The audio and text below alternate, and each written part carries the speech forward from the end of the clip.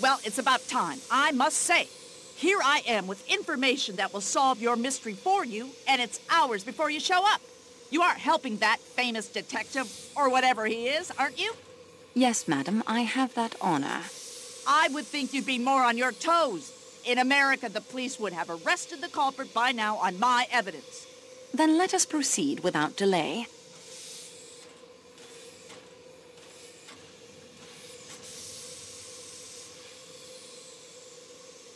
Did you hear any sounds coming from Monsieur Ratchet's room? Well, earlier I'd asked that Swedish lady, Mrs. Olson, if she had anything for a headache. She's a nurse, you know. Yes, I know. Poor soul. Looking for my room, she'd opened the door to Mr. Ratchet's compartment by mistake. He laughed and said something not very nice, I think. But I couldn't make it out. She said, "Oh, I make a mistake. I ashamed to make a mistake," in that bizarre accent of hers. And he laughed again and said something about her being too old. The idea. My late husband, Mr. Hubbard, and I enjoyed conjugal relations right up to the very end. Anything else? After that, I heard snoring. Quite loud, like an airplane engine revving up.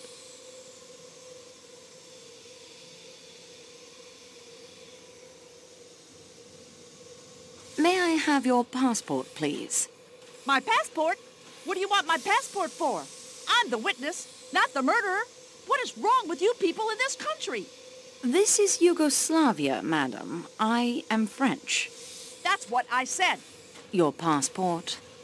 Thank you. You are Caroline Martha Hubbard of Great Neck, is it?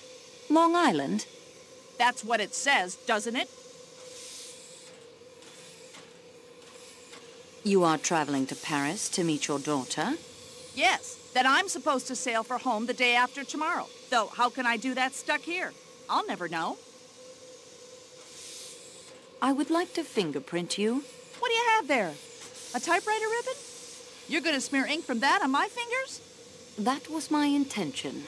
And how do you plan to clean that mess off afterwards? I have something to clean your hands with. Cocktail napkins? Good gracious, sweetie. What kind of fleabag investigation are you conducting here anyway? I appreciate your cooperation.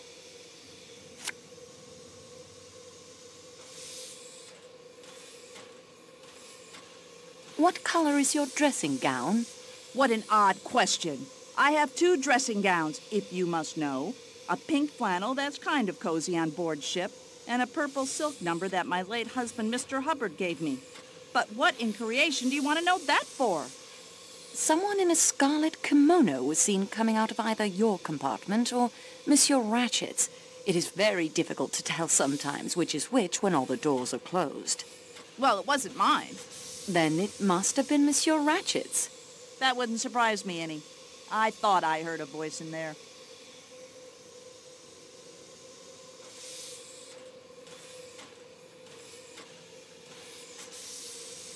When was it you heard this voice? I have no idea. Sometime after the snoring died. Was it before or after the train stopped? After. After the man in my room that you have so far failed to ask me about. I woke up, heard the voice, and that was that. Was it a woman you heard in Monsieur Ratchet's room? Yes, I think it was. Did you hear what was said? Well, I didn't put a glass up to the connecting door and eavesdrop, for heaven's sakes. What sort of a person do you think I am? Tell me about the man you thought was in your room. At last! No offense intended, sweetie, but you foreigners do just about everything backwards. The man? Well, I was in bed. I woke up. All in the dark it was. And I knew, I tell you, that there was a man in there with me. In your bed? In my what? How dare you? No, in my compartment. I was just so scared I couldn't scream. I just lay there and thought, mercy, I'm going to be killed by some foreigner. These nasty trains. I just lay there with my eyes closed and thought of America. Somehow I got my wits about me and I felt about with my hand and I felt. Yes? The bell button. I pressed it and pressed, but no one came. I thought, mercy, what if they'd murdered every single soul in the train? I went on pressing the bell, and at last, footsteps in the corridor. I dragged on my dressing gown, the pink one. I screamed, come in, and switched on the lights, and would you believe it? There wasn't a soul there.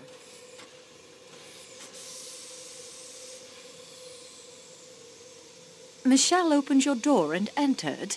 Yes, although considering the time it took him to arrive, he must have come by dog sled. He seemed to imagine I dreamt the whole thing. I tell you here and now, I'm not one to imagine things. Michel searched your compartment? Yes, even under the chair. Although he said there wasn't room for a man to squeeze himself under there. I asked him to check the connecting door.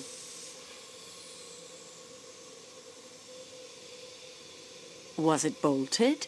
No, but I knew it had been because I asked the Swedish lady to check it when she brought me the headache powder. Before Michel arrived, did either door open and close? Sweetie, my eyes were squeezed shut tighter than a banker's fist. I didn't see. And with the bell making all that racket, the intruder could have dynamited a hole in the wall, and I wouldn't have heard it. Do you remember the Armstrong kidnapping? I'll say I do. How that wretch that did it escaped scot-free, I'll never understand. I'd have liked to get my hands on him. You could have, madam, when the connecting door was unbolted. You mean Ratchet was the man? Yes, his real name was Cassetti. Well, imagine that. Wait till I tell my daughter. Were you acquainted with the Armstrong family? Well, they were from New York, too. But no, they moved in a very exclusive circle. I've always heard that Mrs. Armstrong was a perfectly lovely woman and that her husband worshipped her. It was all incredibly sad. I would like to dust the doorknob of the connecting door for fingerprints. My, aren't you the little improviser? Be my guest, sweetie. Search the whole place if you'd like. I need a drink. Mrs. Hubbard, wait. You dropped this. That's not mine. I thought as it has the initial H on it. I've got mine right here.